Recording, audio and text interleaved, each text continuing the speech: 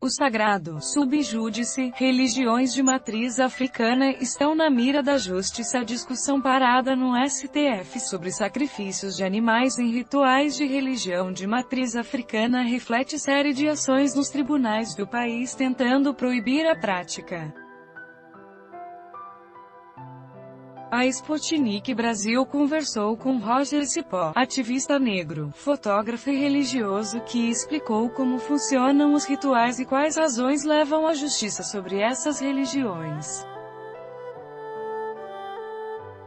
No dia 9 de agosto deste ano, a primeira turma do Supremo Tribunal Federal discutiu um recurso extraordinário do Ministério Público do Rio Grande do Sul, MPF-RS, a respeito da Lei Estadual 12.131/04, RUS.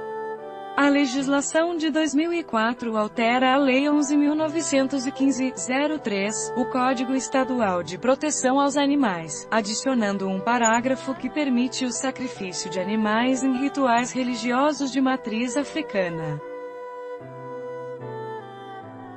Segundo o MPF gaúcho, a lei invade a competência da União no que tange à legislação penal e também aponta privilégios para as religiões de matriz africana por garantir-lhes o direito ao sacrifício de animais em rituais religiosos.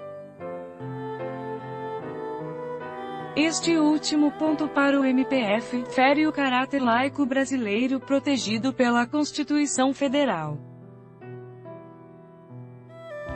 Já a Procuradoria do Estado do Rio Grande do Sul discorda, apontando que o texto não invade a legislação penal, pois aponta termos ao direito ambiental e à proteção da fauna, o que segundo a Constituição é permitido aos estados e municípios. No STF, órgão de competência do Judiciário em temas constitucionais, a discussão parou devido ao pedido de vistas do processo por parte do ministro Alexandre de Moraes.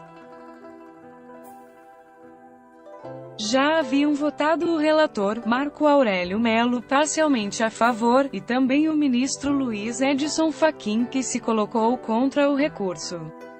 O movimento do MPF do Rio Grande do Sul desencadeou medidas semelhantes em outros locais, como em Cotia, no estado de São Paulo. Lá, a Lei 1960-0216 chegou a proibir a prática de sacrifício ritual, mas foi julgada inconstitucional pelo Tribunal de Justiça de São Paulo. O que dizem os religiosos? A Sputnik Brasil ouviu Roger Cipó, membro da Comissão Afro-Religiosa OCADIMO, que organizou uma marcha contra a intolerância e o racismo no dia 8 de julho, em São Paulo. Ele explica que nas religiões de matriz africana que praticam rituais com sacrifício de animais, a carne é dividida entre os praticantes como um alimento. O ritual seria uma forma de tornar a comida sagrada e dividir entre os religiosos. Outras religiões também fazem rituais parecidos para o consumo de animais. É o caso do judaísmo e também dos muçulmanos. O Brasil, inclusive, tem uma indústria de carnes com alta especialização no abate religioso de animais de acordo com ritos religiosos, e domina parte do mercado internacional neste âmbito. O ritual em si é um ritual que parte entendendo o animal como sagrado. Quando a gente entende o animal como sagrado, é sagrado porque é um ser vivo que é um ser que nos alimenta, que troca essa energia com o povo de terreiro, ressalta Roger, que continua, afirmando que os animais, no ritual, por serem considerados sagrados não podem ser submetidos a nenhum sofrimento. Roger Cipó, Rodney William, Babalorixá do Ileobá Queto Axé Omilá, antropólogo e escritor, desde o armazenamento, ao transporte, ao trato. Esses animais são recebidos no ritual com cânticos, eles são limpos, eles são acariciados, inclusive. E o próprio rito do abate é feito de uma forma para que haja morte instantânea, como prevê, inclusive, a legislação que autoriza o abate doméstico, explica Roger Cipó, ressaltando que o abate religioso é considerado o abate doméstico. Ele também lembra que caso o animal demonstre sofrimento, ele não é abatido pois os maus tratos não são permitidos pela religião. A maioria das vertentes afro-brasileiras tem como premissa que se entenderem que o animal está com uma expressão de dor, de sofrimento, esse animal não é abatido. É quase como se a gente estivesse recebendo uma mensagem da divindade, uma mensagem do sagrado desautorizando esse abate.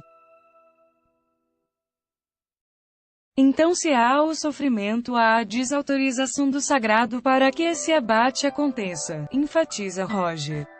A alimentação neste caso, estaria sob um contexto sagrado de uma cosmovisão específica, voltado para o espírito, por isso o processo ritualístico.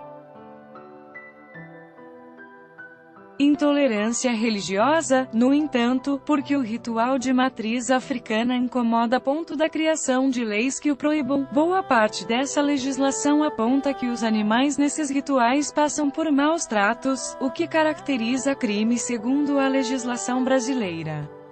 A discussão é ampla e envolve a delicada questão racial brasileira. Sabe-se que no Brasil, as religiões de matriz africana têm sido alvo preferencial de ataques.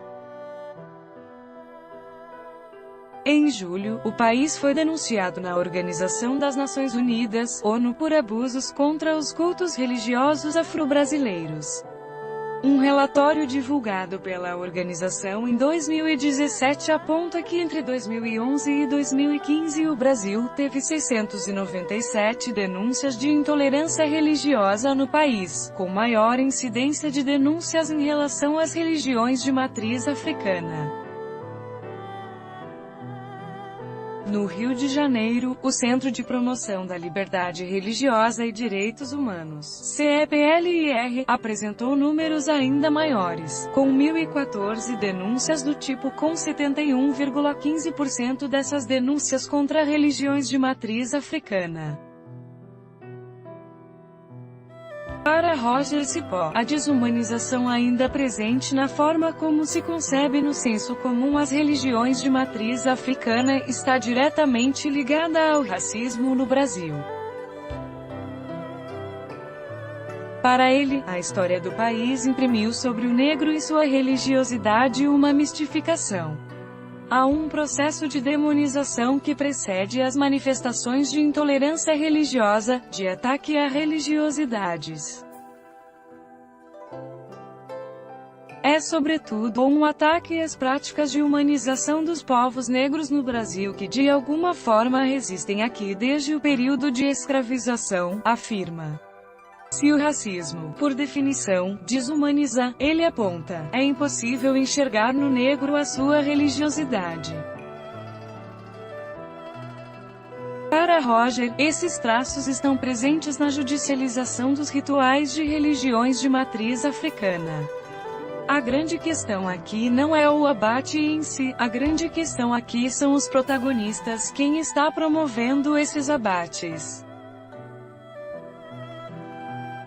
E nesse sentido são as religiões de matriz africana, ressalta Roger, dando a entender que o problema não seriam os animais, mas sim os praticantes das religiões os verdadeiros alvos das ações judiciais. A violência contra as religiões de matriz africana traz muito mais características de um racismo religioso do que relação com as intolerâncias que existem contra outras denominações religiosas, conclui Roger.